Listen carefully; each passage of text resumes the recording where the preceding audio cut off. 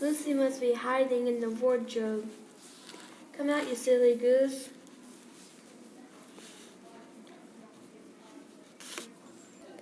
Lucy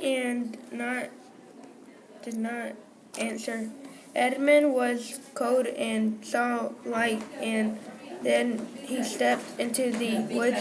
He stepped in the crisp, dry snow. Now Edmund believes in Lucy.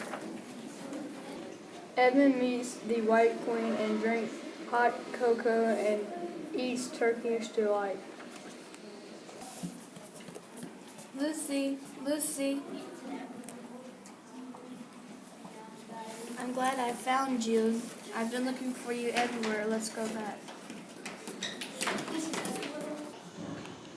Edmund is only thinking about getting more Turkish delight instead of helping his family out and not turning them into the White Witch.